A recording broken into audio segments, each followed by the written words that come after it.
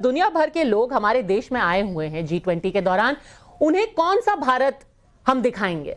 वो भारत जहां योग है, वो भारत जहां दर्शन है, वो भारत जहां सनातन है, या वो भारत जो कि चांद पे पहुंचा हुआ है, वो भारत जो कि अब सूरज को अपना आदित्य भेज करके उसको स्टडी कर रहा है? कौन सा भारत पूरी दुनिया के सामने हम रख रहे हैं?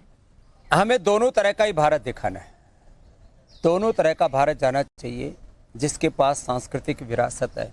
पद्मजा जी, आप तो बहुत विवेकी बहन है हमारी। राजनीतिक विरासत, आर्थिक विरासत, और यहाँ तक कि विज्ञान भी युग धर्म के अनुसार बदलते रहते हैं। साइंस, टेक्नोलॉजी, इनोवेशन, इन्वेंशन, ये तो सतत प्रवाहमान है, प्रगतिशील है ये सब कुछ।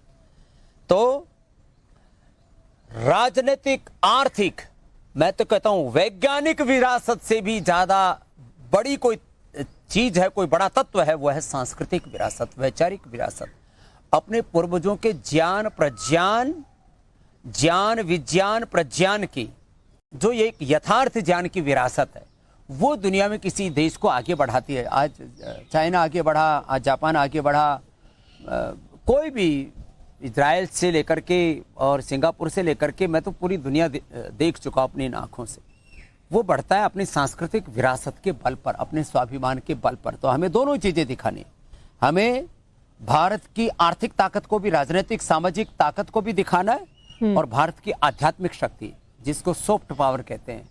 देखो, आदमी जो चलता है ना, आदमी ड्राइव होता है इमोशंस से, और जब आदमी के भीतर संवेदनाएं होती हैं। आज स्वामी रामदेव एक हल चलाने वाले के घर में पैदा हुआ, आज पूरी दुनिया में हलचल मचा रहे। किसके आधार पर मचा रहा है? एक विचार, एक संकल्प, एक सिद्धांत के आधार पर। तो हमें दोनों चीजों को देखना होगा।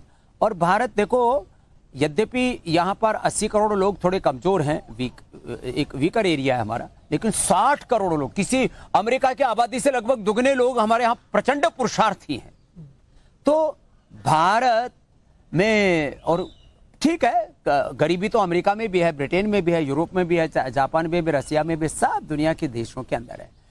उसकी संख्या थोड़ी कम ज्यादा हो जाती है, लेकिन भारत की आबादी के हिसाब से 60 करोड़ लोग यहाँ पर मिडिल क्लास, और फिर उसमें कुछ अपर मिडिल क्लास, फिर कुछ तो प्रीमियम क्लास हैं, कॉर्पोरेट्स हैं बड़े बड़े।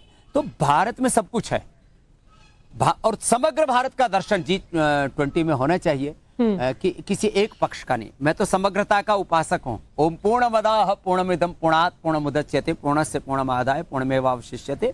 तो भारत के एग्रीकल्चर से लेकर के, इंडस्ट्री से लेकर के, health, education, research, innovation, invention से लेकर के, चंद्रयान और आदित्ययान से लेकर के, धरती आसमान से लेकर के, भारत के पास तो अप्रतिम प्रतिभा है, सामर्थ्य, मेधा है। तो समग्रता से भारत का दर्शन होना चाहिए। पद्मजा जी, पर लोग हंसे, कुछ